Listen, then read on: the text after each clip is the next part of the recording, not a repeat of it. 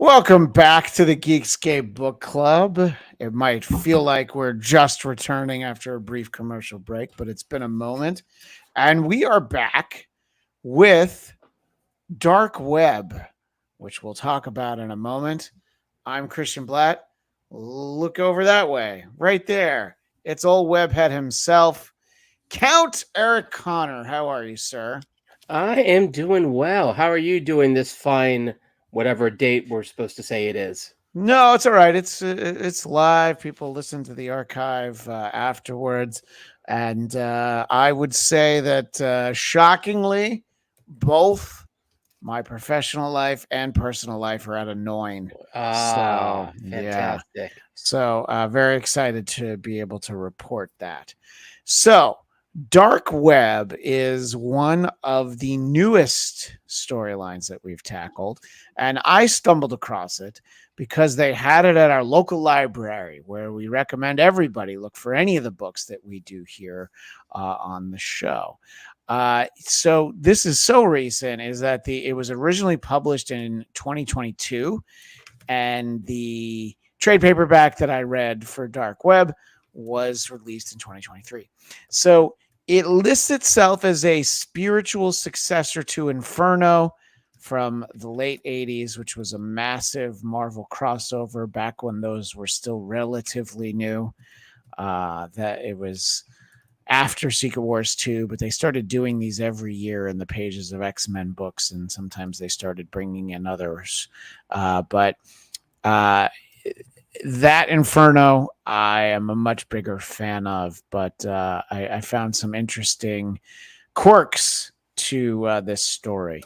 Eric, does your comic book lineage contain the original Inferno? Is that something you had read previously? I believe I have not. So I was kind of relatively new to all this, and this is really recent. So Yeah, it's interesting because I feel like you almost could see the effects of the movies on the storytelling I here. think that's fair. Yes, absolutely. Yeah, and this is so recent from the X-Men point of view. This is the beloved when it started, but somewhat controversial Krakoa era that I was not interested in. When it started, I had somebody explain it to me, and I go, "Yeah, it's not for me." I might have even said, "That sounds stupid." So I just, look, I wasn't into it. I hope that people who did enjoy it were able to enjoy it. I just didn't like the entire concept of it. But I did find it interesting, kind of checking in with these characters that I have loved for most of my life and getting to see where they were at. And neither you nor I are really up on our current Marvel continuity. I have read some newer Spider-Man books in the last 5+ years. This run of Amazing Spider-Man that Zeb Wells started, I did read the first few issues because John Romita Jr. was coming back to Amazing to do the art. So, but there's some little quirks and tweaks, and I guess one of the fundamental questions is, when you started reading this, did you know who Ben Reilly was prior to that? Yes, I do, and I Okay. would say I owe that to you. I think you've brought many wonderful things into my life. Skull! Goal. You've brought many wonderful things, including can I say it's safe to say a distrust of Ben, Yeah. maybe a displeasure of Ben. Yeah. So Yeah. so when Ben appears, I know somewhere there's a maybe not an angry Christian. I don't know if it's enough to anger you, but an annoyed Christian Blatt. And Yeah. so as soon as I saw who was there, I'm like, oh yes, I know about this guy. So I actually so thank you for giving me my bona fide geekdom enough so that I could understand who this guy was and that a lot of Yeah. fans hate him. Yeah. And because as a fan of wrestling, you'll appreciate Of the course. terminology that Ben Reilly did a pretty hardcore heel turn. This story touches on it a little bit as to some of it. And the problem, look, I'm talking about calling an entire era of X-Men that many people liked. I called it stupid. I also feel that the idea of Ben Reilly was stupid because it goes back to like Amazing Spider-Man 150 from the early 70s. There's the original Clone Saga, and Peter thinks that he might actually be a clone. And then throughout the course of the story, he's like, no, no, no, no, no, no. I know who I am. I'm the real me. And he throws away the test results from Dr. Connors, aka the Lizard. No relation. Not to you, Not but to the me. Lizard, yes. So, and he doesn't read them. And so then they decide, actually, that Peter, who we've been reading since 1972, he was the clone. And Ben Reilly's the original. Now they've switched this a couple of times. Like, just like how the Aunt May who died in Amazing Spider-Man 400 turned out to be an actor hired by Norman Osborn. It's tough when you have like 900 issues, and that's just the one title. And sometimes you think that maybe Vince McMahon actually was one of the editors of Marvel. Like, the logic gets very the wrestling versus comic book. Yeah. When you pitch there's a very thin line there, and I'm not sure what side of the line we're on. Yeah. So basically, at this era that we're about, and look, we can't catch up on 80 plus years of Marvel continuity in the course of these first few minutes, but basically Ben Reilly at this point in the story is Hollywood Hogan. So he's this is my limited wrestling knowledge, and I think you put your disease in me, and I put my disease in you. Don't read too deep into that, family audience. Yeah. But yeah, this is very much this is NWO Hogan. This is the one who turned on all his fans because he felt betrayed by them, and he realized there was a lot more money in being bad. Yes, it is exactly what happened. And interestingly, Madeline Pryor, the Goblin Queen, the big bad of the initial Inferno, kind of has not come to Jesus, but like come to Xavier moment kind of halfway through the story. And I was like, I don't like this. I like her as a bad guy. Also, I there was a moment there where I'm like, did I miss a chapter or a title? Because I felt like suddenly she did a face turn. Yes, wrestling terminology is alive and well here. She did a face turn, but I'm like, wait, what happened? And she's like, oh, what happened? What happened? Jean Grey, said, hey, we're friends, and here's memories. Yeah. But even before that moment, where that one, at least, it was actually like an entire issue dedicated to it, and it worked. Yeah.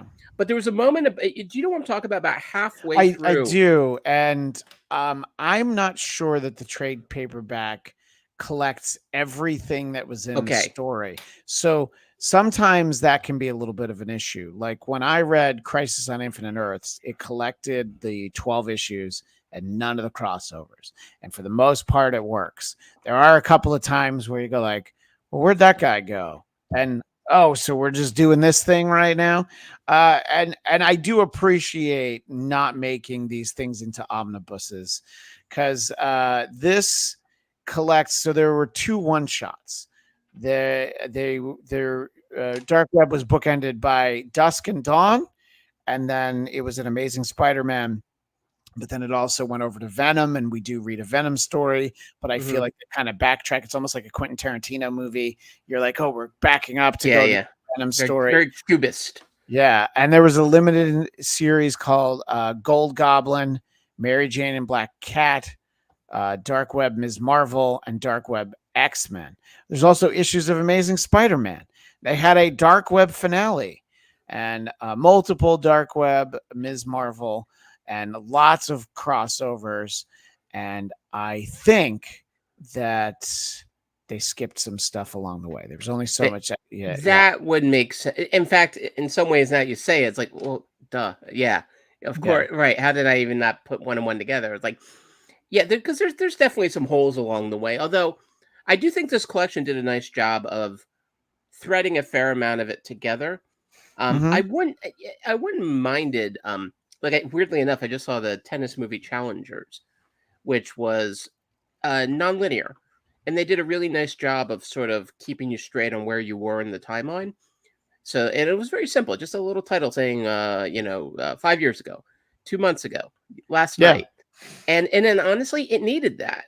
And it just so you're not sitting there, kind of, where are we in this? And I think like that might have helped, honestly, if even like once you make a collection of it, it's not such a crime to say, here we are in the timeline. Let's go back a step before we go a step forward, because that actually would have helped with some of it. But I think this one, it wasn't too confusing because we always sort of understood, okay, there was kind of like a big key climax that this was all going to be going towards. And by having them go into limbo, it's kind of like what they did with the original Secret Wars. Like you just kind of go somewhere else and you come back, and it might have been a week, it might have been a month, it might have been 5 years. It doesn't really matter. Yeah, no, I think that that can be very helpful. And I think a lot of times when you get that stuff in a movie, and especially in some sci-fi and stuff, when they start telling you on screen where this is, even if it's a place you've already been, that somewhere a test audience was like, huh? Yeah. So yeah. And it's some of what happens throughout the course of this is a little bit dense, and I want to try to kind of breeze past a lot of the backstory that was prior to this, but there's this Krakoa council basically can resurrect departed mutants, and they bring back Madeline Pryor to appease Havoc, who's Cyclops' brother, and she remembers being the Goblin Queen. So you start to deal with stuff like that, and on the surface, this is a Spider-Man and X-Men crossover. So on the surface, I'm like, great. This is filled with characters that I like. I am able to mostly have fun with this. And as I often say when I'm picking up contemporary comic books that maybe I don't understand enough of the recent backstory, which drove me crazy when I was a kid. I needed to know everything. You got to let it go, because that's when you would write the letter. That's when, to whom it may concern. Yes, dear Mr. S. Lee. Yeah, worst solo Avengers ever. So yes, so in my old age, I've come to embrace the lyrics to the theme song from Mystery Science Theater 3000, which I often reference on these various shows. If you're wondering how he eats and breathes and other science facts, just repeat to yourself, it's just a show. I should really just relax. These are just comic books. So enjoy the fun part. And if when you're done, you have a lot of questions, the magic of the internet is going to be able to clue you in. So we'll probably miss some various things that happen in this. And in full disclosure, I did read this like 2 months ago, but I do have good memories of what I read, especially one panel that I'm super excited about, and I could do the whole show on, but we'll get to that.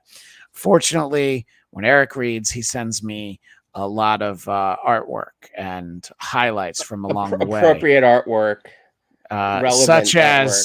such as the mail carrier who wants to know why Spider-Man is defouling this mailbox, which happens to be possessed by a demon.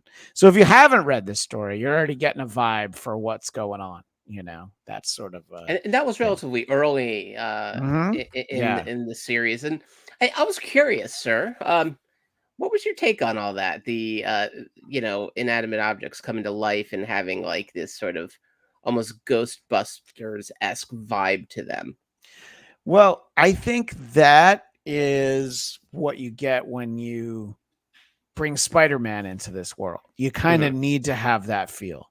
And in general, it's like, okay, it's silly. I don't know that I needed any of it. And by the way, shout out to our friend Katie Hampton, who, if she were on screen with us right now and saw my 18,821 unread messages, she would just be losing it right now. She'd be, clawing at her own skin to try and get out of the She would room. enter limbo emotionally and physically. So it's a little dopey, but it's also like, okay, in the context of the story, it kind of makes sense. It's definitely got a Gremlins vibe, It's like naughty demons doing some naughty Gremlins. stuff. I would argue Gremlins too. I Oh, think the new batch, yes. When they're smart, yeah, that's they're true. smart and it's very meta. And you got Hulk Hogan is part of Gremlins too, brother. Yeah, there were just 24-inch pythons. You can ruin my film. This I like they did name checks to other superheroes like this one here. Able to get away in a single bound. Yes. That was kind of a nice little moment. I was very happy to see Firestar, Ice Storm, Spidey together. We'll get to that. That brought me great nachas. So and you've got I assume this is Norman because I think Harry's dead. Yeah. Which when I was a kid, Harry was alive and Norman was dead. But these kids today with their alive Norman Osborn and their dead Harry Osborn, I don't even know. You only get so many Osborns, and I thought he would have a bigger role in this actually, but I kind of like the wounded Norman Osborn. It was very morose, and then even him talking about kind of the idea so it was a clone, but it was real to him, which is like an interesting theme throughout this whole run, and really what makes the two main villains sort of tick is the idea like, who am I? Am I real or not? Yeah, and I think it's a great parallel because Madeline Pryor often has to deal with the fact of, am I real? Are these my memories or someone else's? Yeah, and Jean has to deal with that as well. It's something that I think they covered very well on X-Men 97, which we, of course, covered episode by episode on our show, Marvel Movie Talk, right here on the Geekscape Network for anybody that wants to check out our back catalog. MMT! By the way, this band, I assumed, because, Christian's very much into rock and hair metal. I assumed you interviewed the lead singer of Texas Tenenbaum at some point. Yeah, it's actually a side project that has a couple of the guys from Faster Pussycat and some guys from Babylon AD, and I think somebody from Saigon Kick. I just wanted to name check 3 bands. We didn't rehearse that. I didn't have those written out. No, the PR guy from Guar, I think, was also part of their package. Ooh, now you're talking. Yes, but Texas Tenebrium. And, I think that we can talk a little bit about these visuals. This Golden Goblin character, I believe that's who that is, who's basically like female Hobgoblin.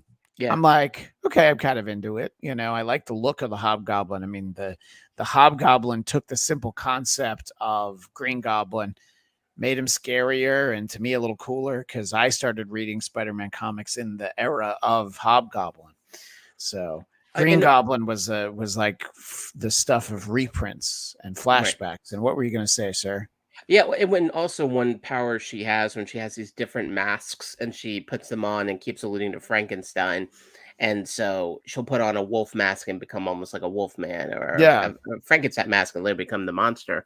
And I like the design of her. I agree, because I always found, I don't know, something to be said about like the more minimalist costumes too. Green Goblin was always sort of decked out to the nines, but Hobgoblin oftentimes, it's just kind of a scary hood. And, kind of the things unseen oftentimes can be much scarier. Yeah. And, I think that I do like different bad guys conspiring together. There was a crossover event in the early 90s called was Acts of Vengeance.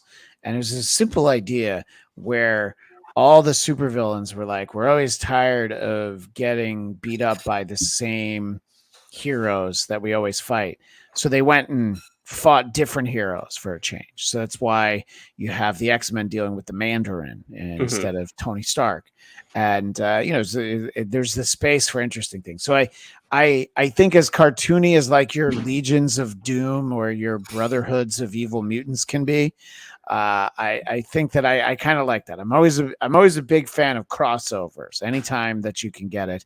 And I'll always cite when we talk about crossovers the impact that the Flintstones Meet the Jetsons had on me.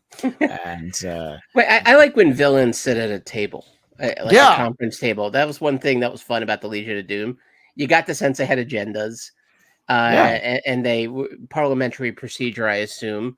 And then occasionally, if someone gets out of line, taking a cue from the Bond villains, you hit a button and they go away, and they get zapped. Or in the case of Will Ferrell and Austin Powers, it takes a few times to finally kill him. And I like that. I like a little bit of like order to the lawless, Yes, I agree. I do like getting some of that structure.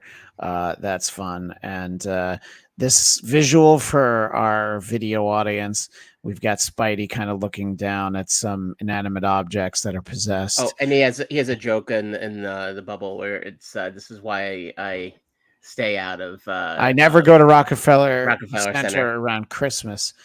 I once worked at Rockefeller Center as an NBC page. Yes, you did. And I would get questions that would be things. Usually the question was, where's the Christmas tree? And I would point right behind them because that's where it was right behind them. If they just turned their head. Christmas. No, this is before the war on Christmas. Oh, okay. This is when we were still allowed to say Merry Christmas. But so I do enjoy Spidey's sense of humor. I think that they had to kind of deconstruct Venom a little bit, wanting to eat Spider-Man's brain because of the simple fact that he's a bit more anti-hero and more cuddly than he used to be in his heyday. But this version of him works better. But to your point, it's almost like, well, we need the movie Venom in this story. Is this a character that you felt like they really wanted to recapture the version that people know from the Tom Hardy movie? It definitely had early on in the storytelling, quite cartoony. And even one thing that was fun that I kind of wish they would do in the movies is like these other smarter villains using him like a blunt object. It's like they kind of like they throw him off the side of the building, like, oh, let him go deal with it. He's their pawn, basically. But then they added an interesting complexity to him with his son, which I thought was like moments of humanity to him. That I thought, well, that's nice. Good pickup of the baby here with the baby carriage ready to eat him. Don't mean to interrupt. Go ahead. Don't mean to interrupt. But can I taste your baby? Wait, I mean kiss. Can I kiss your baby?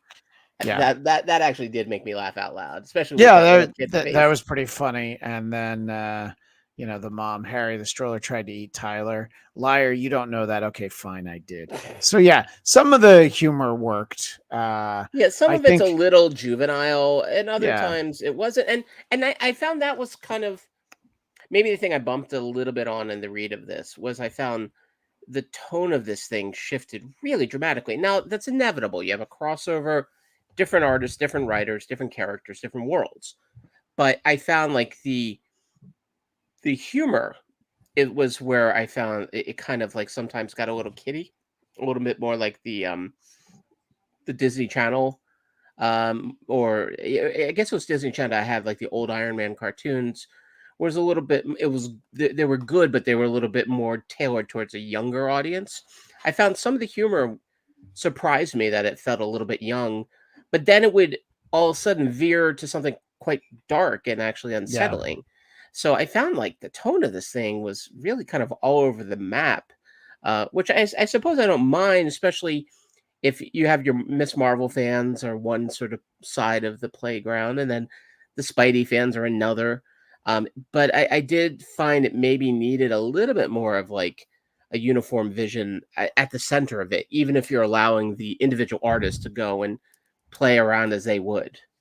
Yeah, and I think that sort of in the heyday of what I'm talking about in terms of the 80s crossovers, Mhm. the main books would have some kind of, interconnectivity that you felt like what was happening in the pages of New Mutants and X Factor worked very well with what was happening in Uncanny. And then Mhm. there'd be sort of one-offs where they'd pop into like Power Pack and things like that, where the stories were less essential but very much relevant to what was Boom. actually happening. Power Pack #1 is not a crossover, I but don't care. yeah, It was a no, good no, visual. I'm glad you had it. It's never a problem when you've got the Power Kids. It's good that their last name was Power. It worked out perfectly that they became the Power Pack. So I thought that editorial handled that stuff better, I think, in those days, Mhm. but also the playing field was so much smaller when you had so many less titles, Yeah. and just sort of, there's also like 35 years of more mythos since then. The Mhm. legends have all expanded exponentially in that time.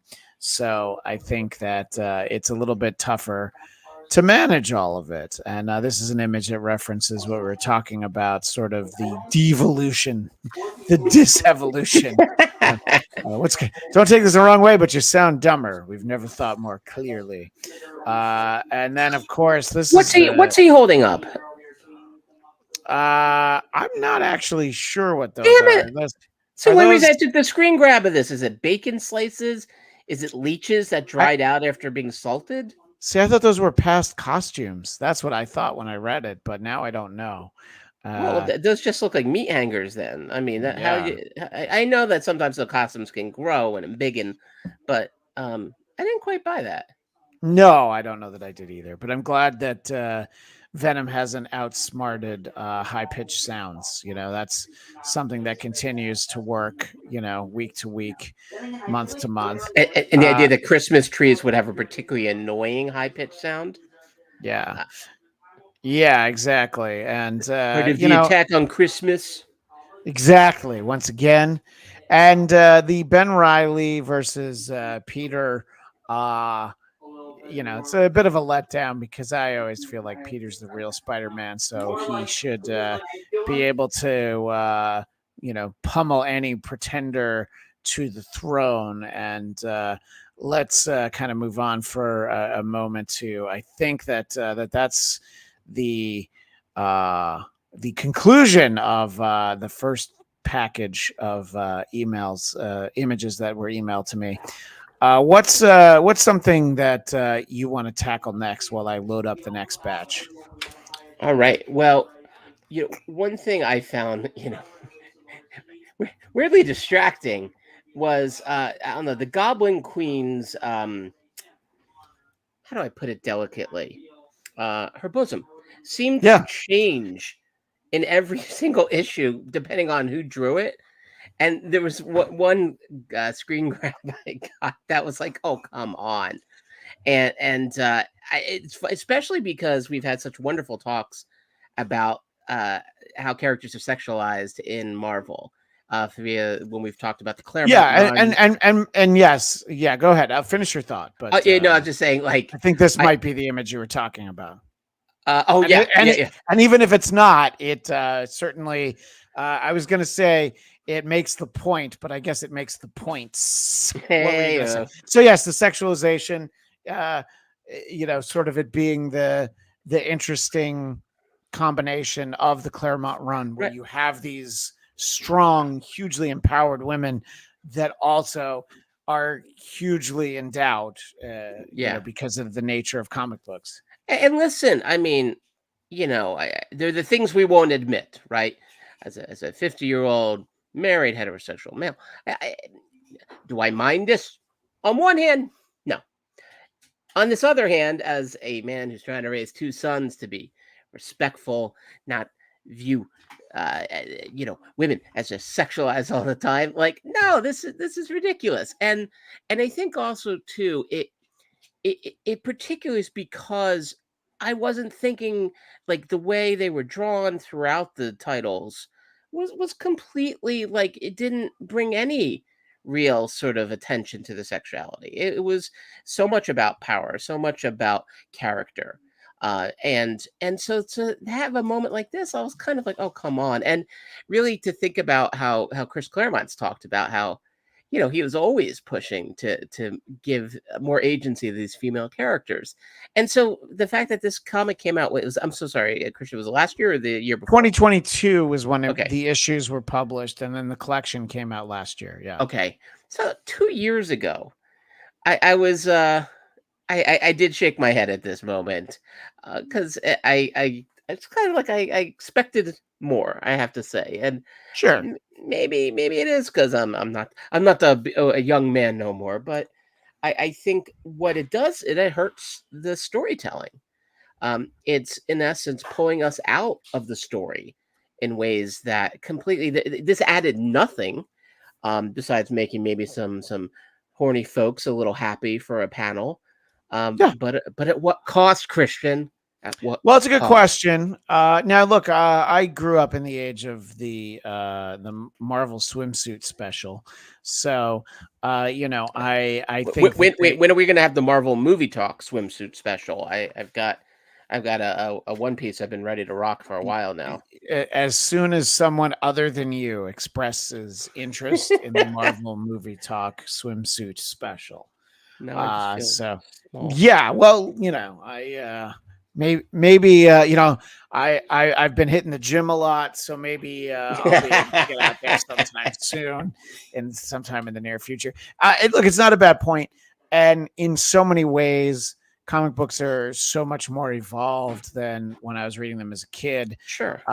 They're much more inclusionary. You're not skirting around is not the phrase that I intended, but you're not having to very subtly have characters with anything even approaching an alternative lifestyle.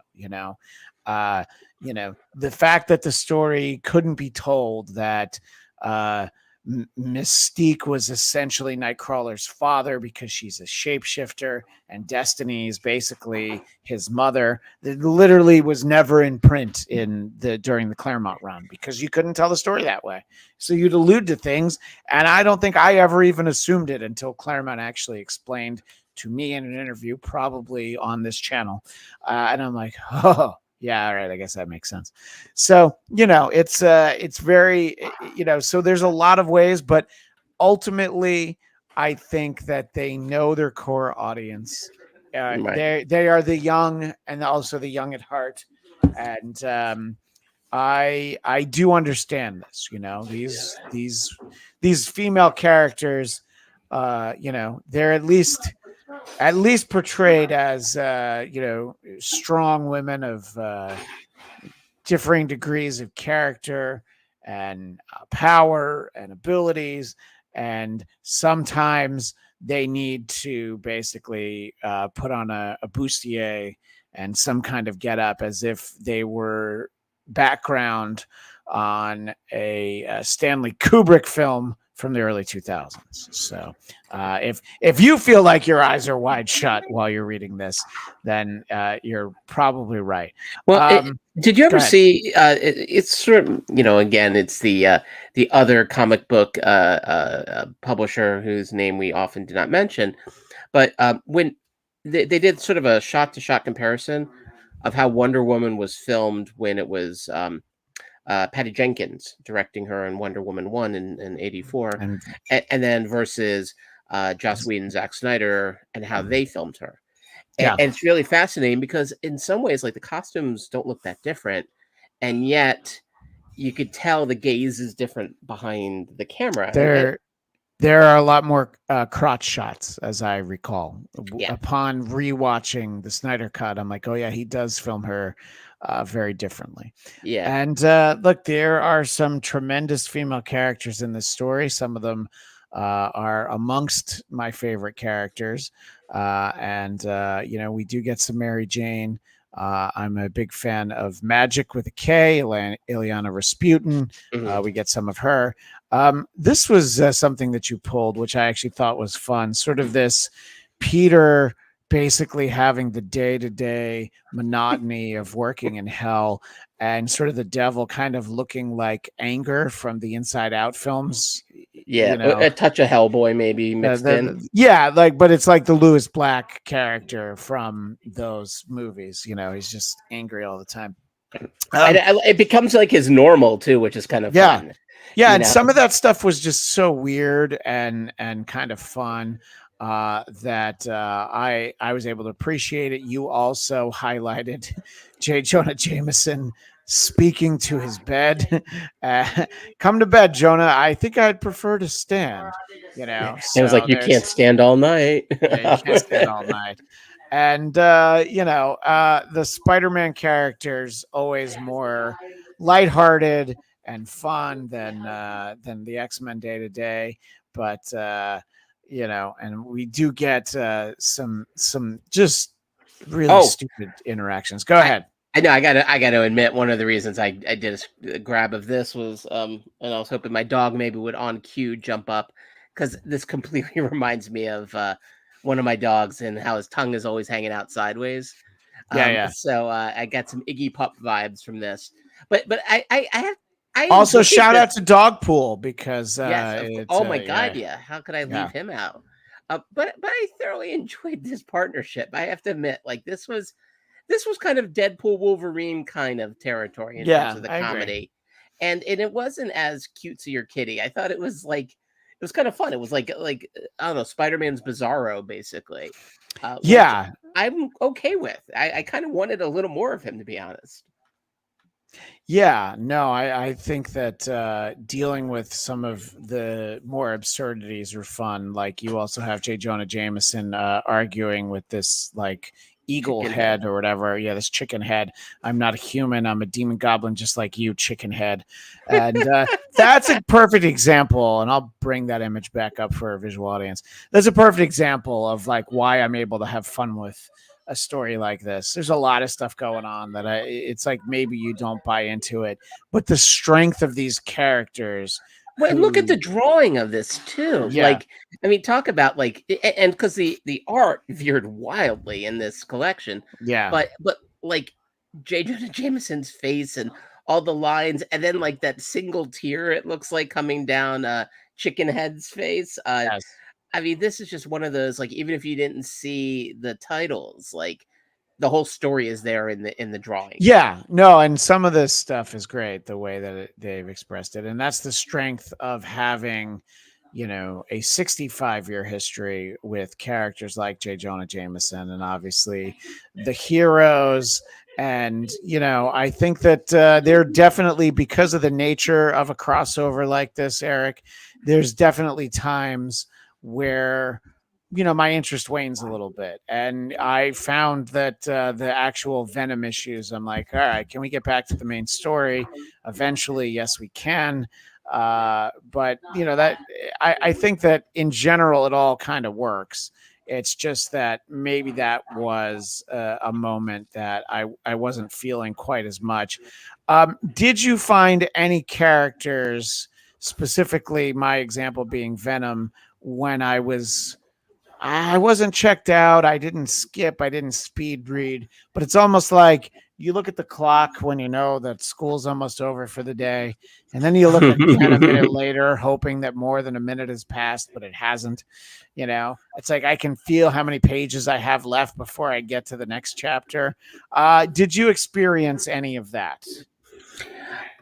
Well, I think with the X-Men, it was great seeing Jean and Cyclops. I'm always like the Summers brothers. I think are fascinating, but it felt like the other X-Men there took up space. It felt almost like maybe they should have not even been kind of full X-Men. It could have just been a few of them showing up in another title. Yeah. But that being said, I did enjoy Madeline and Jean's scenes, and really X-Men '97 covered similar ground as well this season. I think that dynamic is really fascinating to me. Yeah, I agree about Venom. I also maybe I'm not sure if I really enjoy Venom as a lead. I Yeah. think it's an issue I've had in the movies. I find maybe he would just be better as a sidekick or as part of a rogues gallery because I find putting him front and center not so interesting. Although I did like the dynamic of his son. I thought, and this is something I'm always a sucker for. I have to admit, as a fan, is I like when it's like younger characters who get this power that they're not quite they haven't fully figured out. Right. And so I think him going against his own father. Although I think the thread of Venom of Eddie's whole thing got lost a bit. Like when he became the big red Venom, sort of more like a Carnage Venom. Yeah. I started to I wasn't quite looking at my watch at that point, but I found myself not really understanding where Eddie was um in his like Yeah, trajectory and the no, I storytelling. agree. You definitely kind of get lost in the venomness of it, and of course, speaking of Venom, Venom: The Last Dance in theaters Thursday, October 24th, and be looking for us to do a special episode somewhere shortly thereafter of our show Marvel Movie Talk, and but the real crown will Craven. go to Craven December 14th. But we're getting ahead of They're ourselves, aren't releasing we? that in December. That means they actually believe it in a little. Yeah, I don't know if it's actually going to come out in December. We'll How about see, but that's its release date. I mean, and they got to that put it out seems more eventually. like Yeah. coming this January 5th. The opposite of my feeling about kind of slogging through the Venom stuff is when we got to visit with Kamala Khan, Always a pleasure. and her name has become so much more complicated for me to say because now that I know that our vice president's name is Kamala, but her name is Kamala. And I know our buddy Daniel Drew always tries to help me remember which one, but I usually try to call either one of them the wrong thing. And getting to spend time with Kamala Khan, I do really enjoy that character. And I wonder when we may see her again on the screen. Probably like Young Avengers. I'd love them to do another season of her show, but hard to predict that sort of a thing. So when we get to see her and hear, getting to see her, kind of go up against some of these bigger threats, interacting with these characters, I was perfectly content to maybe be a couple steps behind, a little bit lost, because I just really enjoy her and her embiggen powers, which are so different than what she has in the movies and TV show. What did you think about a character like Kamala Khan, who is a much newer character for a couple of old men like us, but getting to actually spend some time with her? Neither of us. We grew up a long time ago, and yeah, she was not in our diet back when we were but No, younger. She is definitely one of Marvel's gems. So a great. newer character that they introduced that I think has so many of the same qualities that made you and I such fans of Peter Parker. She's human. She's relatable, and she's the one who seems to be having some fun with this, and still trying to figure it out. And I like she read in this a little bit older than she has in the movies and some Yeah, of the that's other fair. movies. Yeah, yeah. She's more like a college aged Kamala, right? That's how you pronounce her name. Um, Correct. and the embiggen hands versus right the powers, which because the powers in the movie and the TV shows is kind of It's generic. basically Carol's powers. Yeah. Yeah. And it's powers we've seen, but the idea of like just her hands getting large and at one point her whole body does, but it doesn't look like Mr. Fantastic. That's the thing too. It's like No. it's Yeah. not Reed Richards, it's not Plastic Man. It's real specific to her. And I like that her family shows up. I like that it deals with the mosque. And Yeah. even I gotta admit, I really enjoyed the moments of her and Spider-Man when he basically, it's a little was it a little cheesy when he's like, "You're a hero, not just for the Muslim community, for all of us." Maybe, but I enjoyed that, and Yeah. because I like her so much that I enjoy a moment of her feeling like she did something right and she did okay. Yeah, and obviously, going back to I don't even know how many months ago, but we did the initial run of Ms. Marvel, the Kamala Khan Ms. Marvel on Geekscape Book Club, and I would be happy to visit another era of her run. They've done a few things with her in the last few years to again make it a little bit more consistent with the movie version. Mhm. They've embraced her being a mutant, I believe, and dealt with Krakoa and all that stuff before that was over. So, yeah, I think calling her a gem is very accurate, and that's kind of the perfect way to describe her. It's fun to get to spend time with her. And I know if our buddy Daniel Drew checks this out, he is definitely going to agree with that. And it does give us moments of things that maybe we didn't know that we're like, oh yeah, I would like to see this interaction between Kamala Khan and Venom, Oh, just right, sort of, right. some of these pairings are not necessarily the way that, if we were doing our draft of character team ups and we were doing our Sweet 16 of how to pair these up. I don't think I would have put money on Kamala Khan and Eddie Brock, but it'll make for a great Elite Eight.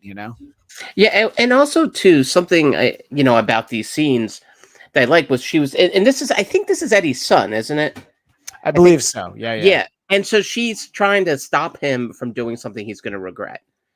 For the yeah, let's see, how would you have felt if you stabbed your own father in the heart and he just died yeah. for the rest of your life? How would you feel about that? But there's something to be said about her hands getting large and trying to, like when you have a kid that's like having a temper tantrum or you're trying to control an Sure. animal, the idea of like kind of you hold them close.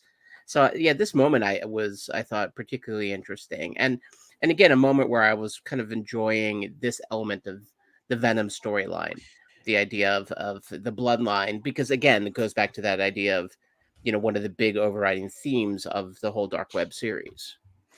Yeah, no, I absolutely I agree with you on that. And again, it's the strength of a character like Kamala Khan Mhm. to be able to just sort of enjoy those moments, brief as though they might be at times. I think that it's definitely fun to get to see, and you touched on it in the beginning, but for me, the the crown jewel of this entire series, it was, even if I had hated it, which I did not, there were things that just left me scratching my head or maybe wanted to move along.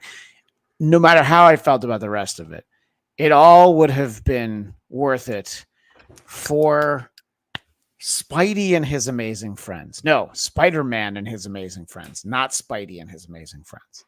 That's Miles Morales and Spider-Gwen, Ghost Spider. No, no, I have to Uh, admit, I haven't watched this original cartoon in years. I know there's the Spidey and his Amazing Friends that you yes, watch with which your kids, my daughter watches it. Yeah, but yeah, have you revisited this Spider-Man, the Spider-Man and his yes, Amazing Friends?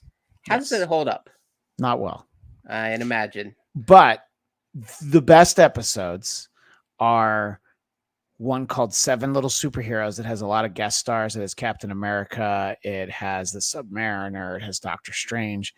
It has Kazar's wife, Shayna or Sheena. I don't even remember what her name is. I'm sorry, Kazar fans. Uh, Lazar? Kazar of the Savage Land. Yes, yeah. Yeah. So, I was and that saying one's his pretty wife's cool. name And is. there's two episodes with the X-Men. So, Ah, okay. yeah. So, some of it, it's a very different era for superhero storytelling. It's more super. It's way closer on the chart, on the spectrum of superhero cartoons. It's probably right next to Super Friends. It's a little better than that. It's a little better than Plastic Man, but it's nowhere near X-Men animated series, Spider-Man No, animated no, series, Batman animated series. no. We'll It's shout. We'll shout out. it's the single A team, or maybe a double A. Yeah, Maybe the but Mexican League, but not. but that is what really made me love superheroes, was that show. Oh yeah. was Spider-Man and His Amazing Friends. So Well, because the they were fact that cool. these, The combination of fire and yeah, ice. That was. I yeah, mean, when I was a little kid, I didn't need much else. and by the way, Firestar is a character very much like Harley Quinn, created for an animated series and then introduced into continuity. Mhm.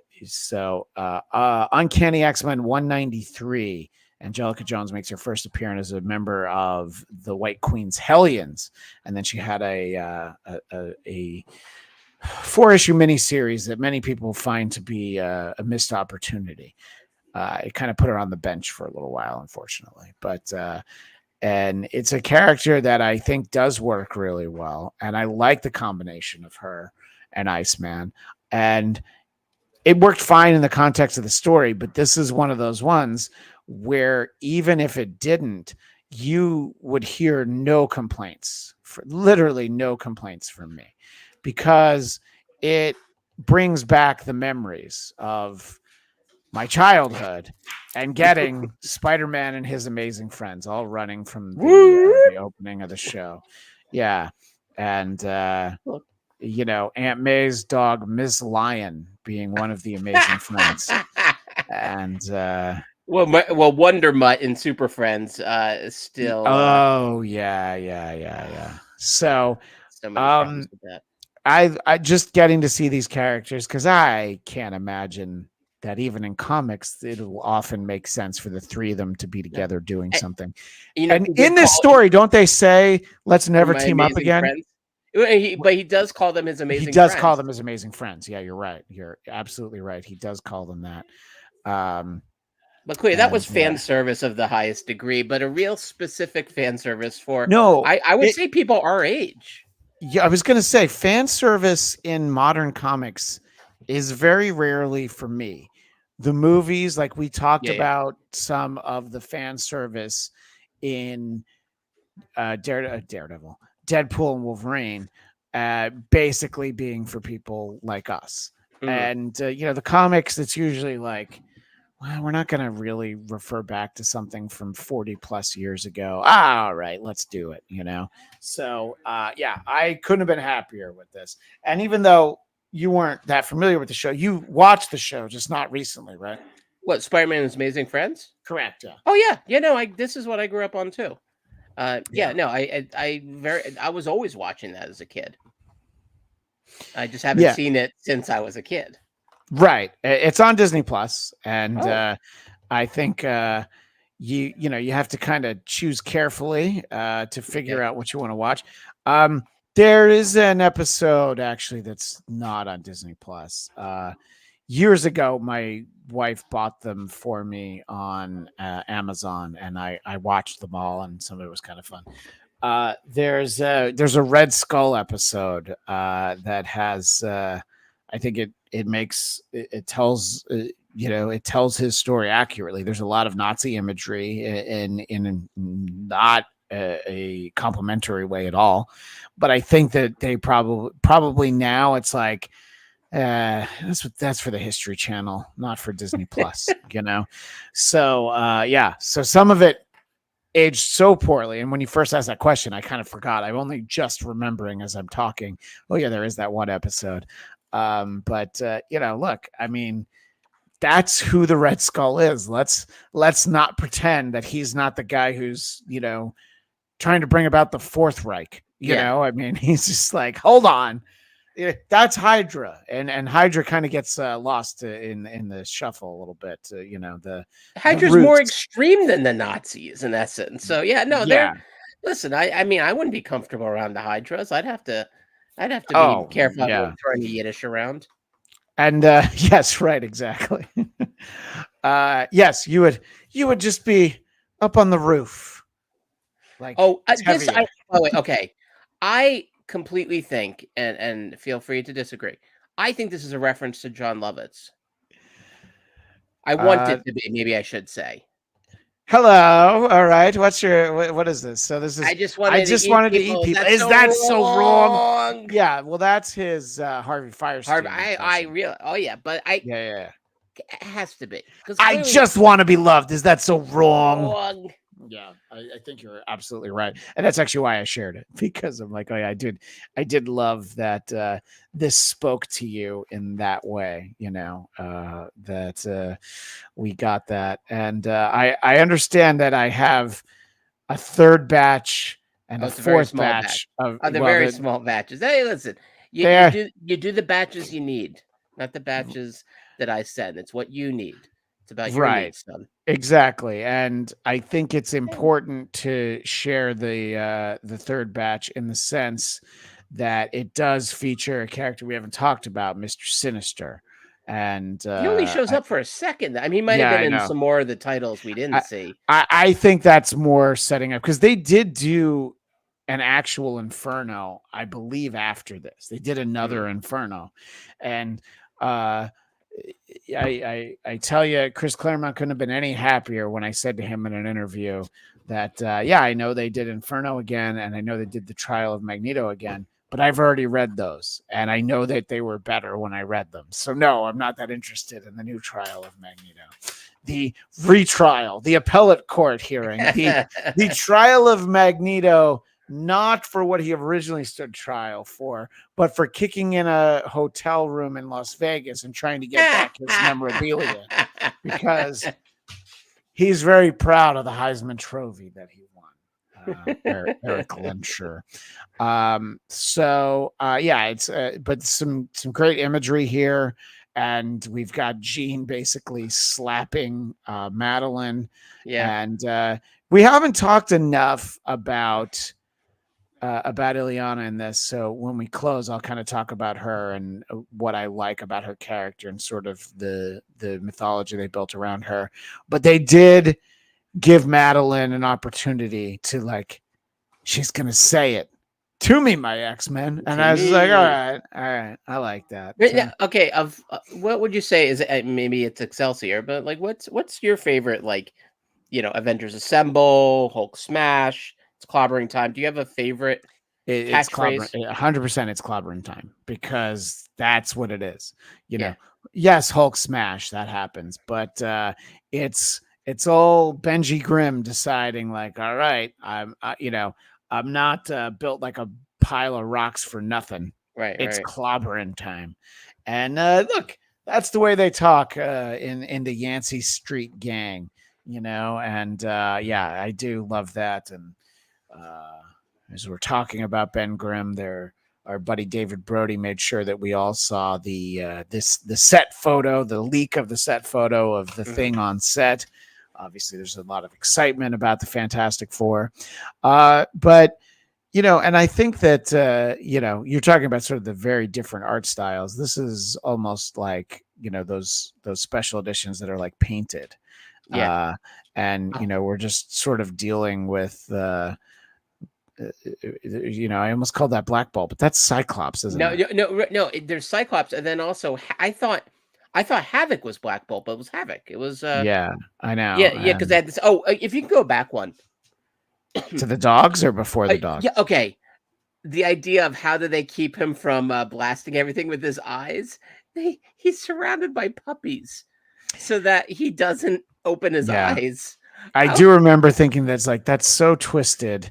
Oh my gosh, Jackknife didn't even realize you were in here watching.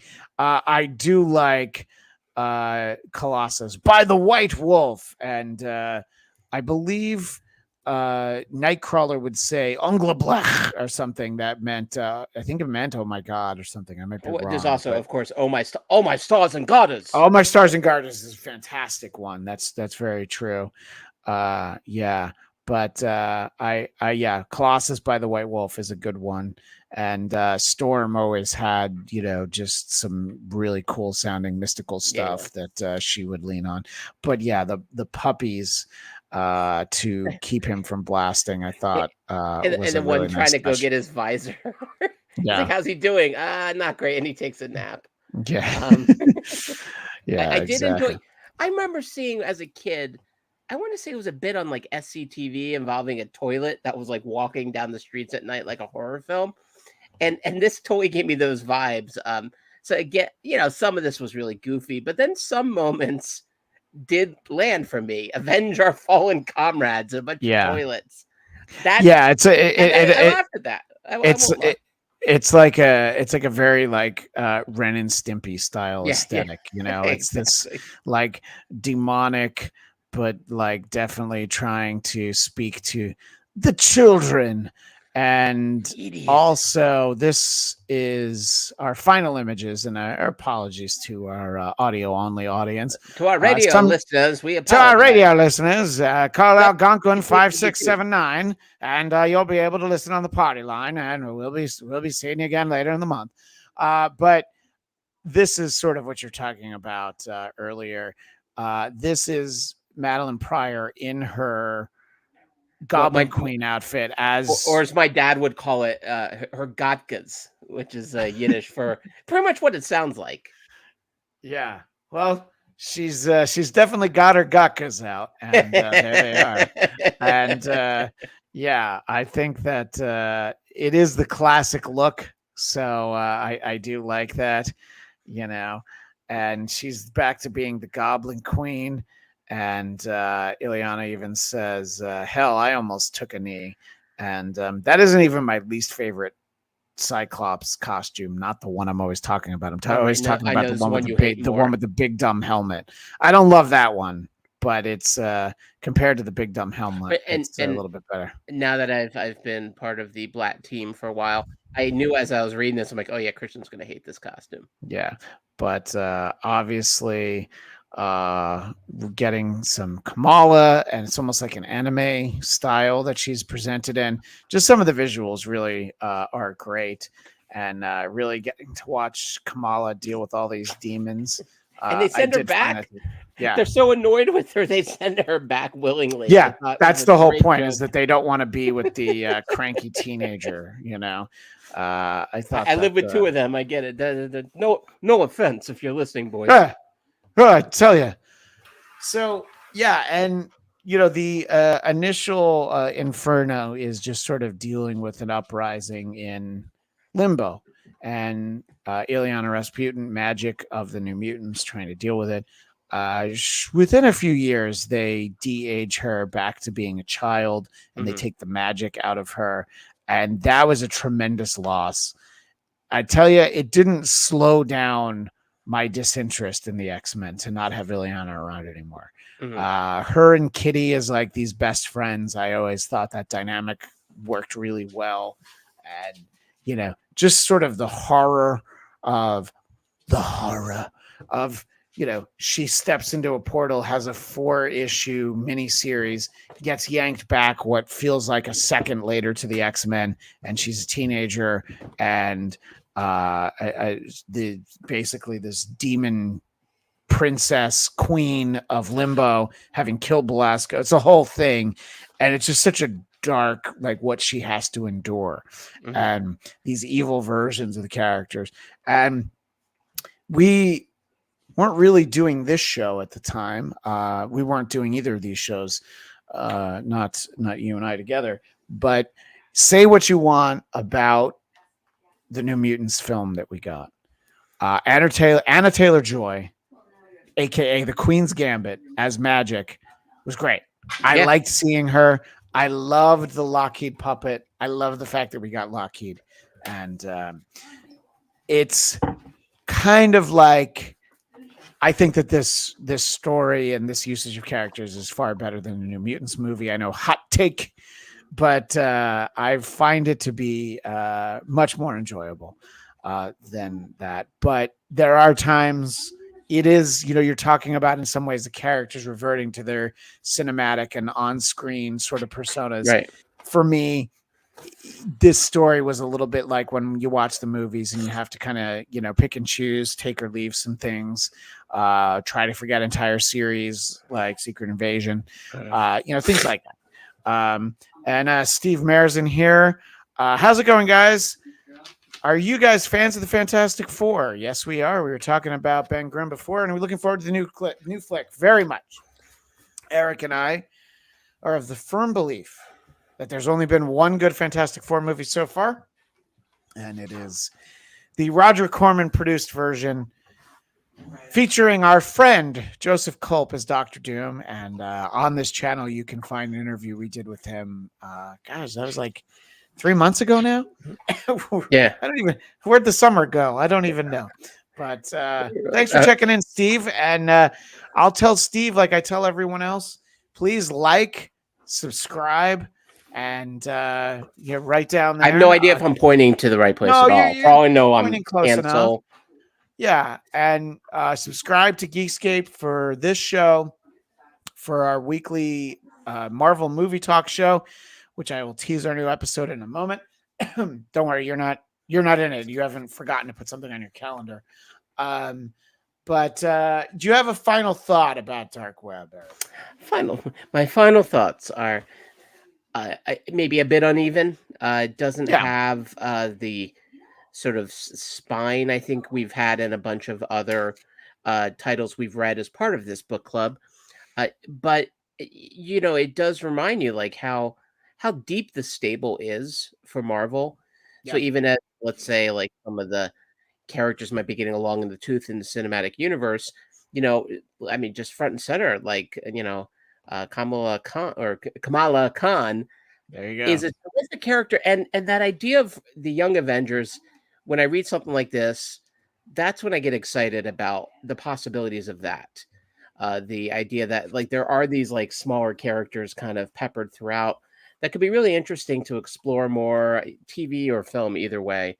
And I think maybe a little more Venom than we needed. It was pretty crowded. I don't know. But not in the way that Spider-Man 3 had more Venom than we needed. Right. But I think maybe the storyline maybe it didn't quite need to be as expansive as it was in terms of how many characters got involved. But it's very much worth the read, and and I think the fact that it does kind of go to so many different places was pretty interesting. I scratched my head a lot, but I was always curious where this thing was going. So I think it was a good choice. I'm glad I read something so modern too, and read it. I thought that it made sense, and not just because I already had it in the house from the library. Which, thank you for returning it, by the way. I noticed it disappear from my list of the Burbank Library didn't send a guy to break your kneecap, so I was worried about no, but I did get a call that the envelope was a little light this week, so I had to make up for it. But in any case, and I thought it would be fun too, because a lot of modern stuff I read is set in earlier time periods. Mm-hmm. Claremont will have a new series. In fact, he has one right now with Wolverine. But he, I definitely read a lot of that stuff. And Steve pointed out that he already liked and subscribed. Jackknife says finally Steve is here. So we appreciate everybody who checked out this show. And if you hadn't read the story, I think it's worth a read. I think it is a little uneven, but I think the trade paperback is the way to go, which you can also read digitally. I mean, you're able to get it that way. So what I guess we should give is our initial programming note that we'll be back the week of September 23rd, and we'll take a break from the big two. And this was your suggestion, and we're going to cover Ghost World, which I've never read, but I did see the movie for. So I'm looking forward to reading that, and I'll probably rewatch the movie because I saw it once in the theater, liked it, but never really had the feeling of like, oh, I got to check it out again. I remember Shia LaBeouf, as I call him, or Shia LaBeouf. He ran afoul the young ingenue, Shia LaBeouf. He ran afoul of Klaus. Is it Daniel Klaus, the writer of Ghost World? I believe so. Yeah. I'll see if I can find the picture I took of. He hired a skywriter to say, "I'm sorry, Daniel Klaus," because he took one of his ideas and made a short without his permission. Well, the problem is Daniel Klaus does not live in LA. He lives like up north. So he hired a skywriter for nothing. He wrote the wrong part of the sky.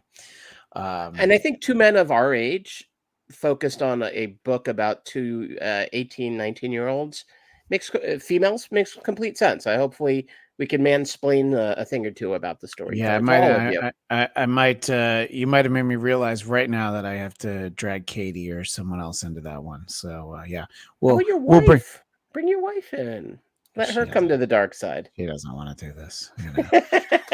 There's nothing she'd want to do less than sit here and All the talk more to, reason. But in any case, we might be able to, maybe a movie one day. So quick programming note for our live audience watching us on a Thursday night. Marvel Movie Talk will be back tomorrow, Friday, April 30th at 4 p.m. Eastern, 1 p.m. Pacific. August. What did I say? April. Started with an A. You think about April Imhold again in a minute. I am thinking about what happened to somebody in that world today. But August 30th is tomorrow, 4 p.m. Eastern, 1 p.m. Pacific. I will be doing Marvel Movie Talk, spending the entire show speaking with editor, writer, artist extraordinaire, the great Al Milgrom, who is responsible for one of, I'm going to say it. He's responsible for my favorite miniseries ever, Kitty Pryde and Wolverine. He provided all the art for all 6 issues of Kitty Pryde and Wolverine. Also, the reason why I struck up a conversation with him at LA Comic-Con, at San Diego Comic-Con, was he drew the first superhero comic that I ever bought, which was Peter Parker's Spectacular Spider-Man number 89. I had him sign that for me at San Diego Comic-Con. He also created the character, The Spot, who factors very much into the Spider-Verse second film and then the next one. And I will talk to him tomorrow about that. I don't know how much of the conversation I had with him at Comic-Con he's able to tell, but we talked a little bit about character rights and payments and things. And he's well taken care of thanks to that, thanks to what the rules are. So I very much am excited to talk to him. And if I'm talking about Al and I'm talking about The Spot, I can, for my visual audience, provide this background right here where you can see the Spot directly. I think his name is actually just Spot. I'm getting confused now, but that's also Data's cat on Next Generation. So you do understand that sometimes these things can get a little bit more confusing than they need to be. But he also, Al Milgrom, provided the art for Secret Wars 2, which means he created the face. The Beyonder himbo. The Beyonder that basically looks like David Hasselhoff. And I'm excited to talk to him about that. He had a run on Hulk that sort of came about very abruptly. It was the 3rd creative team in the course of, I think, a year. John Byrne took it over for just a few months, and then I think he tapped out to go do Superman. And so Al did some very memorable stories. And so Jackknife is saying Mike Allred created Spot. I don't know who wrote those issues, but Al created the design for Spot. So he definitely is one of the creators of Spot because he designed the look of the character. And I know he drew Spot's first appearance. So I know because I talked to him about it. And you'll be able to see that conversation Friday, August 30th at 4 p.m. Eastern, 1 p.m. Pacific. Of course, you'll be able to check out the archive version anytime. And there'll also be the audio version posted probably shortly thereafter. So I'm very excited to be able to get a chance to talk to him as someone who is responsible for, some of my earliest and fondest superhero memories is the great Al Milgrom. What were you going to say, kind sir? Yeah, and I was just going to say, can you please ask him about the Beyonder's moon boots? I had a lot of questions even as a kid reading him and his representation as a character. So many questions about that. There are a lot of questions about the Beyonder. I don't know that I might, I'll try to reference the moon boots, but I also Oh, had him that's sign great. Spectacular Spider-Man #100. I always loved this one because he drew the 100 in there. So, yeah, Jackknife has John of course, Travolta's John the Travolta as the Beyonder. Beyonder. And Steve, His I'm going to original give you character. some homework. So you asked our thoughts on Robert Downey Jr. playing Doom. You'll have to go into our back catalog and check out our episode right after our emergency episode, right after San Diego Comic-Con, where we spent a good chunk of the episode talking about that decision. And the short version is no one seems to think he's going to give a bad performance, but a lot of people are just like, yeah, but why? So sometimes that's what you get to. And in our next episode, I'll be able to confirm for sure when people in the LA area, if you're so inclined, you will be able to sit and watch us do an episode of Geekscape Book Club at LA Comic-Con the weekend of October 4th, 5th, and 6th. At the moment, it looks like it would probably be on the Saturday, but we will make sure to let everybody know, and follow me on Twitter and Instagram at Christian DMZ. And I will make sure that I let everybody know, especially anybody in the LA area or anybody who just plans to be at LA Comic-Con, know where they'll be able to see us. And we will unveil the title, but it will be one of the characters featured in Deadpool and Wolverine. Might even be one of the title characters. So that'll be something that we'll be getting to do at the beginning of October. And hopefully we'll be able to bring some familiar faces there. Eric Conner, as we start to roll out the tarp and cover the field until the next time we need to play, next time we need to suit up, let everybody know where they can find you. Oh, go say hi to me, Count Eric Conner over at X and Insta. Let's see what else. If you're in the LA Burbank area, Saturday, September 7th, part of the Burbank Cultural Arts, we're doing a massive fall festival, live music and screening of Nightmare Before Christmas. Should be awesome. So you could see me in person. I'll sign anything you bring, for the right price. I work cheap. Yes, of course. And I do believe that my family will be there. We hope to see the movie, but that's a game time decision. I will say, I hope the weather's more cooperative than it was in 2023. Eric. If it's not, they will find my body in the LA River. But as I mentioned, you can find me on Twitter and Instagram, Christian DMZ. Please tune into Marvel Movie Talk tomorrow, where I talk to Al Milgram or look for it after the fact. And Jackknife's got places to go because he's now telling us to wrap it up. We're wrapping it up. It's a slow, meandering wrap up.